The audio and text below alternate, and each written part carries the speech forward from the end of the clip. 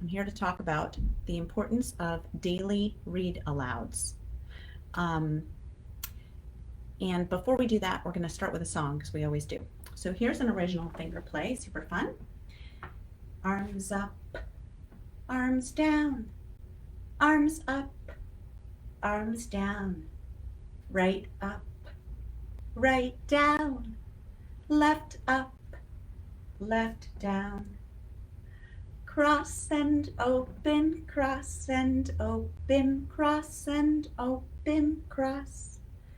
Arms up, arms down, arms up, arms down. Right up, right down, left up, left down. Awesome. Were you able to keep up? That cross and open part's a little tricky because if your right's on top the first time, you want your left on top the second. So they take turns, they alternate. All right. All right, let's talk about daily read alouds.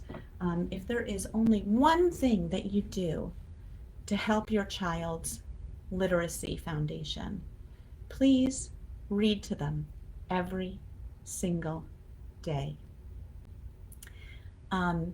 In Rosemary Wells's book, Read to Your Bunny, which is a great read aloud book, at the end of it, she has a message to parents. And she writes, in the pages of a book, you will find a tiny vacation of privacy and intense love. And that's basically what a read aloud time with your child is. It's a tiny vacation of privacy and love. It's a snuggle time. It's a very special time. I feel like it's one of those rosy moments that when you look back on times with your child, you're going to have a couple of those beautiful rosy moments. And we want to create those rosy moments every single day. And daily read aloud is just one great way of doing that. So today I want to talk to you. There are so many reasons about to read daily with your children, but I just want to talk to you about 3: literacy, learning, and love. And I was excited that it was alliterative and they're all L words. Love of you, your child's love of you, your child's love of others, your child's love of learning, your child's love of themselves. So I'll get into that when we get to love. Let's start with literacy. Okay, so reading a book aloud to your child every day has a ton of literacy benefits directly. It exposes them to new language and new vocabulary. It helps them hear that in context so that they recognize it in their daily life. It exposes them to what we call concepts of print, things like the front of the book, the back of the book, the title page. And as you are reading to your child, you can take them on a little book walk and expose them to these concepts of print. Talk about, here's the picture. Who's the author? Here's the front of the book, the back of the book, the last page of the book. Point to the pictures while you're reading and talk about what you see in the pictures to help them be a curious reader. It helps them understand that books are important.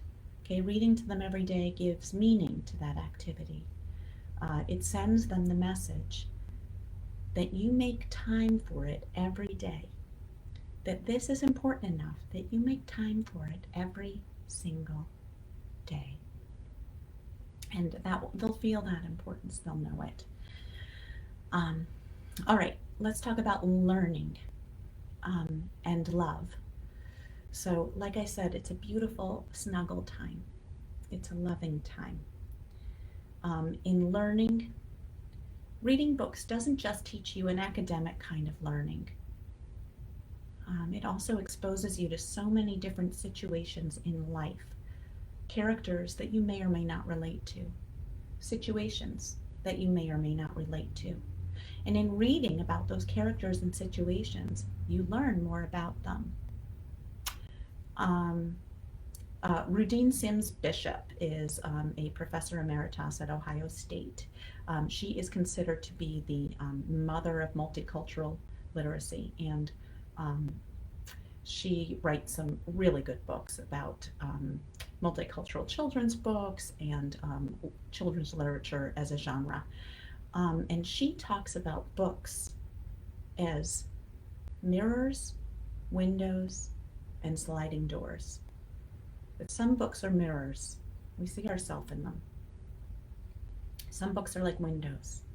It's like we're looking through into someone else's life. And some books are like sliding doors because at times we feel like we're looking in, and at times we can step right inside. So I love that analogy. Mirrors, windows, and sliding doors.